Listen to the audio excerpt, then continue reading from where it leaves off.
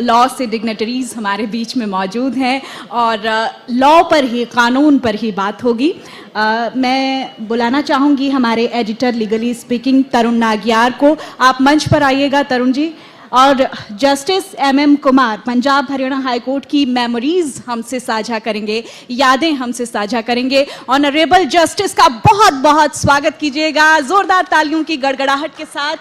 और बहुत ही सुंदर सेशन होने वाला है। निश्चित तौर पर हम अलग अलग पहलुओं पर बात कर रहे हैं और अब बात कानून की होने वाली है।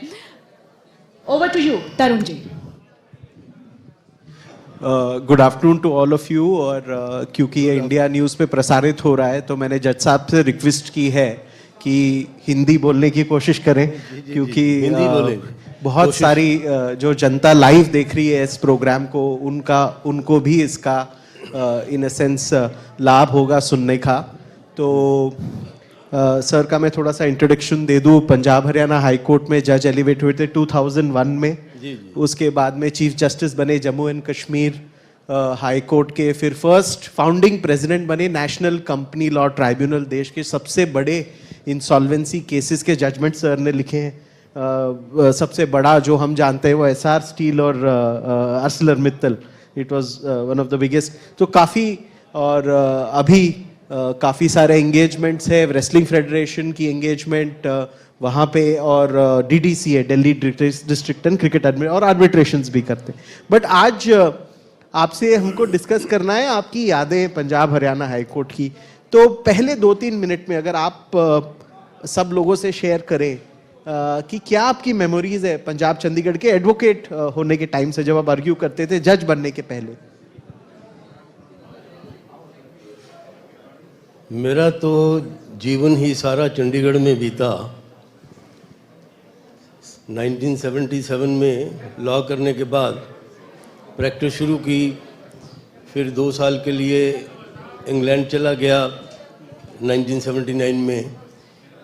1981 में मास्टर डिग्री करके फिर मैं इंग्लैंड से वापस चंडीगढ़ में हाई कोर्ट में प्रैक्टिस में फिर लग गया। और यहाँ जो कल्चर है, बहुत ही सुंदर कल्चर देखने को मिला जब मैं पंजाब हरियाणा हाई कोर्ट में प्रैक्टिस में आया। जैसे कि मैंने शुरू किया अपना career, Saraj Kuldeep Singh senior advocate थे, उनके चैम्बर से। उन दिनों बहुत लंबी चौड़ी तादाद में वकील नहीं होते थे। 100-150 की तादाद होगी, 1-2 गाड़ियाँ होती थी। इनकम टैक्स डिपार्टमेंट के लोग बताते हैं कि ज़्यादा से ज़्यादा 40 वकील ही एसएससी थे।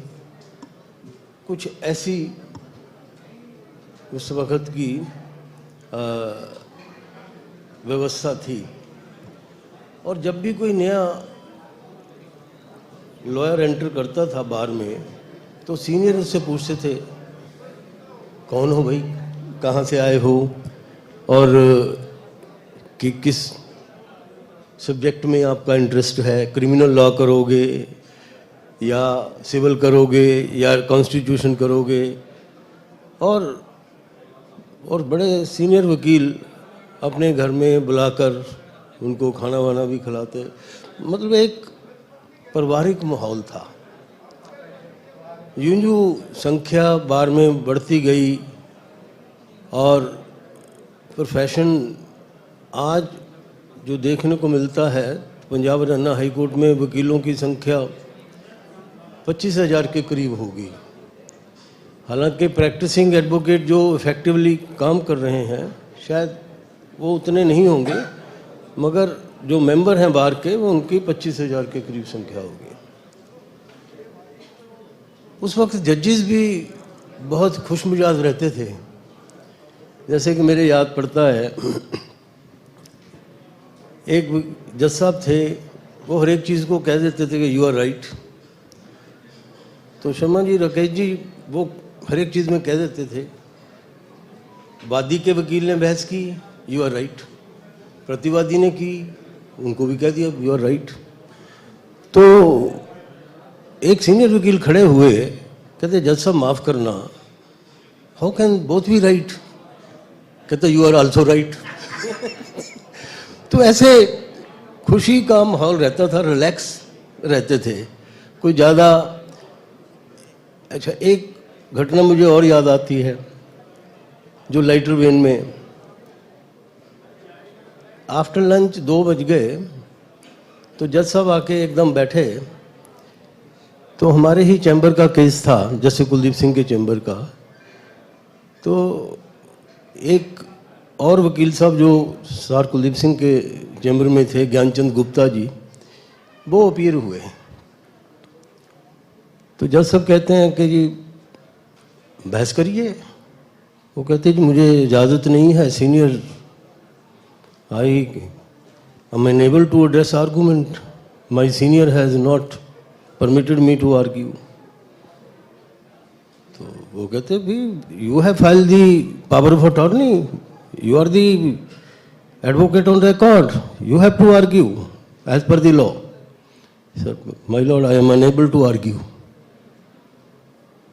तो जज साहब ने ऑर्डर लिखाना शुरू कर दिया, learned counsel for the petitioner states that he is unable to argue. अब ये ज्ञानचंद गुप्ता जी बड़े बिटी थे, माई लॉर्ड वन सेकेंड। वो कहते क्या बात है? Kindly delete the word learned, if I am unable to argue how can I be learned? ऐसा माहौल था और बड़ा अच्छा लगता था। वो मैं चीज़ें मिस भी करता हूँ। मैं अपनी कोर्ट में ऐसा ही माहौल रखता था, कोशिश करता था कि कोई ज़्यादा टेंस ना हो, क्योंकि जो हमारा प्रोफेशन है इसमें खूब किताबों को पढ़ा जाता है और बिटवीन द लाइन पढ़ा जाता है, एक एक चीज़, एक एक शब्द का मतलब लिया जाता है। तो इसलिए यदि आप हैवी माहौल रखोगे तो शायद बहुत जल्दी थक जाता है आदमी। और बाहर में इतनी ज़्यादा आपसी मोहब्बत प्यार था, क्योंकि संख्या बढ़ने से थोड़े डिस्टेंसेस हो जाते हैं, वो अब चीज़ें शायद कम हैं। ये नहीं कि नहीं है। मैं आपको एक छोटा सा इंस्टांस बताता हूँ।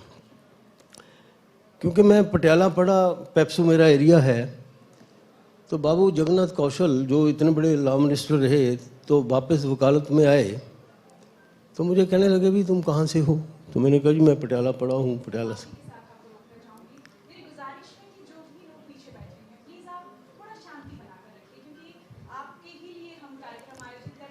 सुंदर बातें मंच पर चल रही हैं, तो आप थोड़ा शांति से, धैर्य से सुनिएगा, क्योंकि आगे थोड़ा डिस्टर्बेंस है। Thank you. तो कौशल साहब ने मुझे कहा कि भाई तुम पेप्सू के हो, आके मिलते ही नहीं कभी। तो उन्होंने मुझे आमंत्रित किया कि शाम को मेरे पास आपने आना है। इस तरह का माहौल था।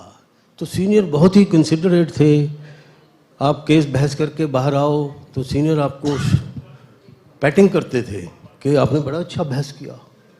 अब किया या नहीं किया वो तो एक दूसरी बात है, मगर पैटिंग जरूर करते थे कि बहुत अच्छी बहस करके आए हो। अच्छा, 2001 में आप जज एलिवेट हुए हाई कोर्ट पंजाब हरियाणा, और काफ़ी लंबा अरसा आपने चीफ जस्टिस एलिवेट होने के पहले यहाँ गुजारा। कुछ मेमोरीज उस टाइम की?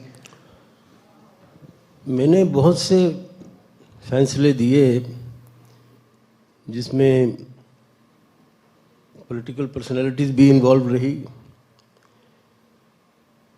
मगर हम लोग ओथ लेके बैठते हैं, ओथ के मुताबिक ही चलना पड़ता है, किसी से पार्शियलिटी नहीं कर सकते। और उसको ध्यान में रखते हुए जो भी तथ्य सामने आते, अब मैं हिंदी बोलने की कोशिश कर रहा हूँ, माफ़ करना यदि कोई, जो भी फैक्ट्स तथ्य सामने आते उसके आधार पर जो फैसला होना चाहिए वही करता था। और मेरे याद पड़ता है कि एक बार मैंने असेंबली, हरियाणा असेंबली के बारे में एक फैसला दिया, जिसमें 7 एमएलए जो एक पर्टिकुलर पार्टी से थे, उन्होंने कांग्रेस में विलय का फैसला कर लिया। उनका क्वेश्चन चल रहा था कि क्या वो डिस्क्वालीफाइड है या नहीं है, क्योंकि according to the schedule of the constitution 4 crossing is not permissible. तो मैंने उनका स्पीकर के आगे, स्पीकर ने फैसला करना होता है, तो मैंने ये फैसला दे दिया कि 3 महीने में स्पीकर साहब इसका फैसला करेंगे, और यदि वो नहीं करते तो इनकी सीट्स कांग्रेस बेंचेस के साथ नहीं लगेंगी, इनकी सीट लगेंगी independent member of the assembly, यदि 3 महीने में नहीं करेंगे। इस फैसले का बेसिक आधार था जो जस्टिस कृष्णा अय्यर ने इंदिरा गांधी के फैसले में किया था। मैंने उसी को फॉलो करते हुए ये फैसला किया। खैर वो सुप्रीम कोर्ट गया मामला, सुप्रीम कोर्ट में मेरा फैसला जो है नामंजूर किया।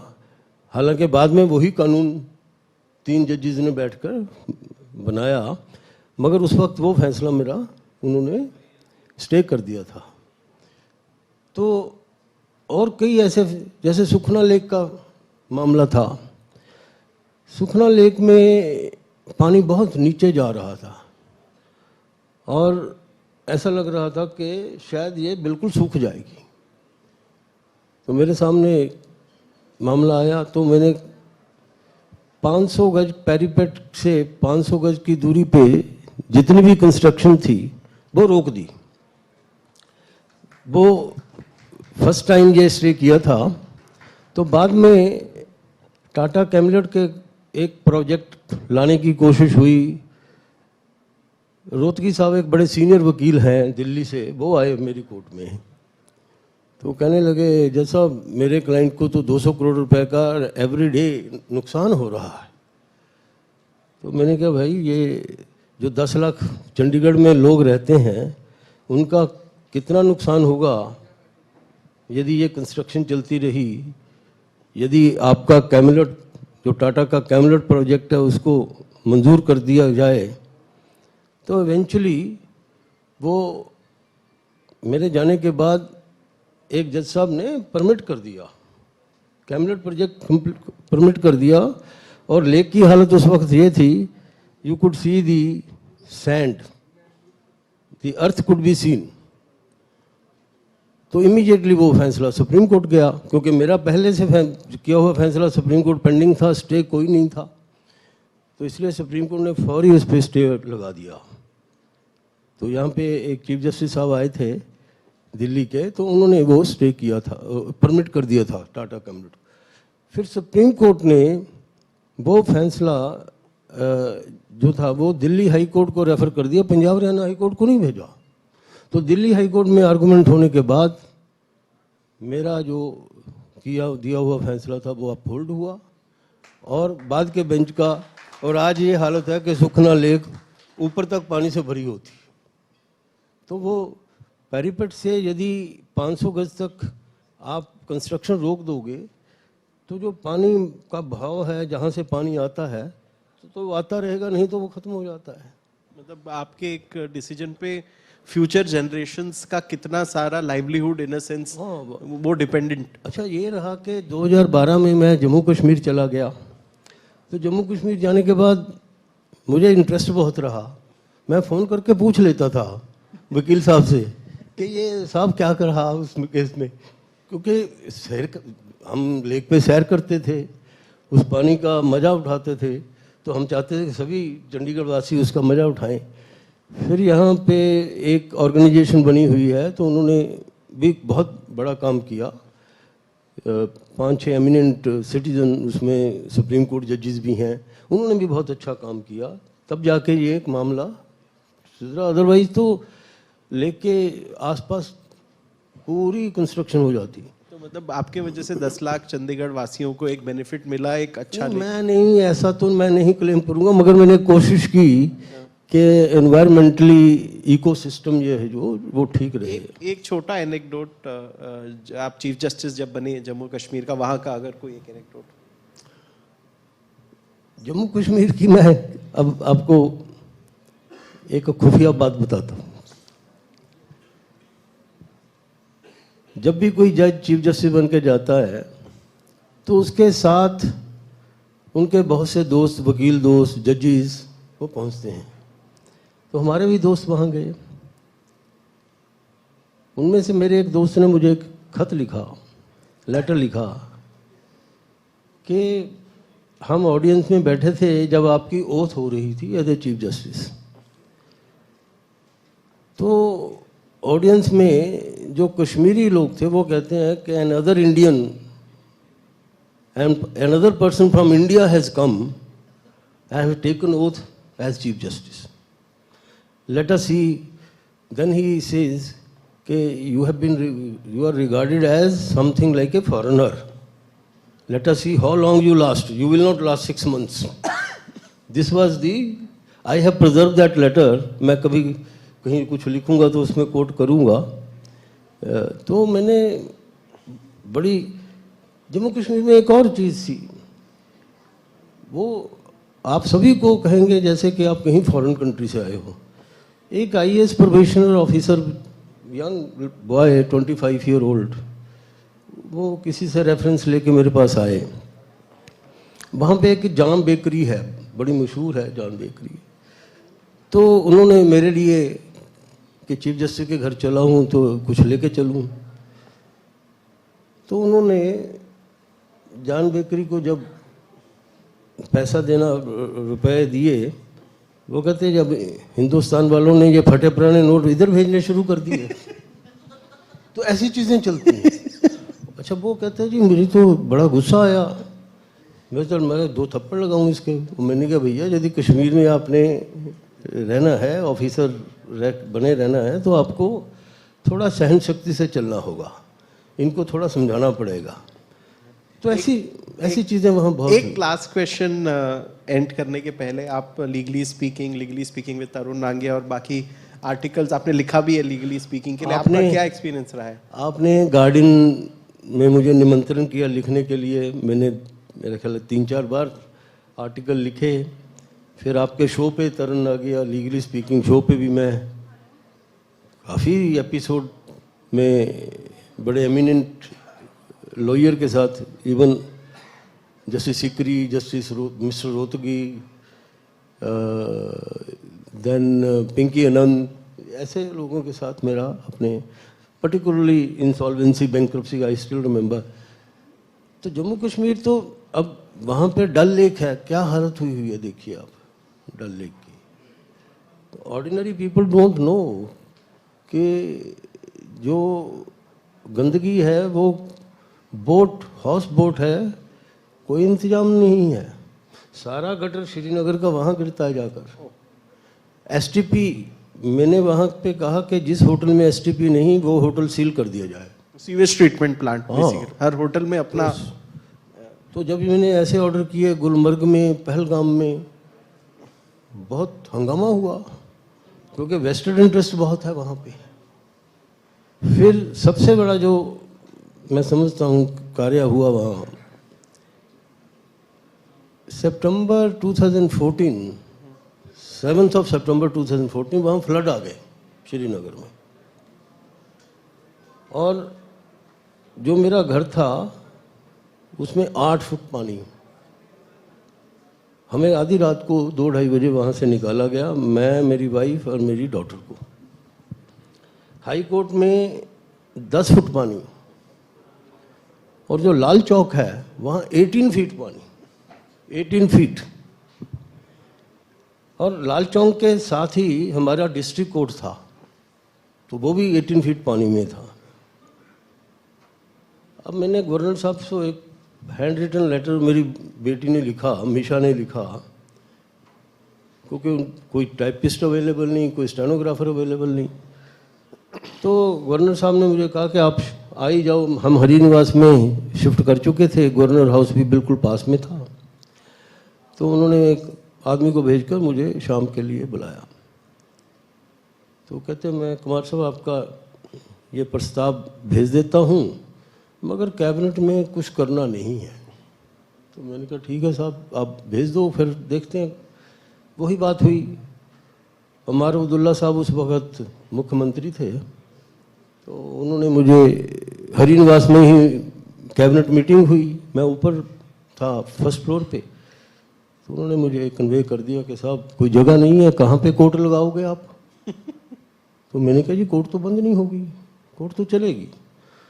फिर मैंने गवर्नर साहब से कहा कि जी आप ज़रा नोटिफाई कर दीजिए, हम गुपकार रोड 6 गुपकार रोड पे फ्लड कोर्ट चलाएंगे, कोर्ट बंद नहीं होगा।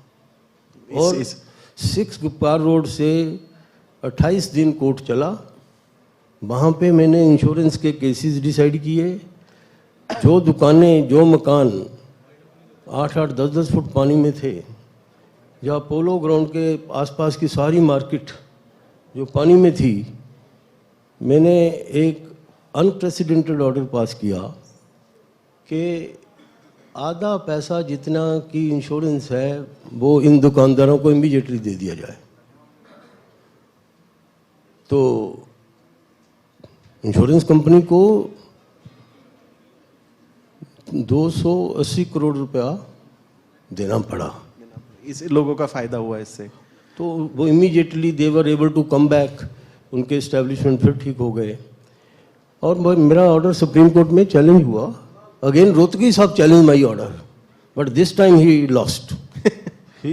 बट आपके वैसे कई लोगों का फायदा हुआ, ये सुन के भी अच्छा लगता है। नहीं, फिर उसकी आगे बात है। तो कुछ सर्कल में मुझे क्रिटिसाइज किया गया कि ये 290 करोड़ रुपया इसने डिस्ट्रीब्यूट करवा दिया, किस किस्म का जज है ये। मगर मैं 3 साल बाद मुझे श्रीनगर जाने का मौका मिला, पता चला कन्फेडरेशन ऑफ इंडियन इंडस्ट्री वहाँ की कि साहब यदि 2014 से पहले 10% कश्मीरी इंश्योरेंस करवाता था, अब 50% करवाता है। तो इंश्योरेंस में भी वृद्धि हुई। कारण क्या? उनको विश्वास हो गया कि यदि इंश्योरेंस है तो हाई कोर्ट पैसा दिला देगी। अच्छा लगा ये सब सुन के, आप यहाँ पर आए, आपने ये सारी बातें साझा की सब लोगों से, और हिंदी में काफी लोग, दर्शक आपको देख पाएंगे। Thank you so much for coming and thank you so much for be part of. Kindly pardon me if I have committed any mistake in speaking Hindi. Thank you so much. Thank you.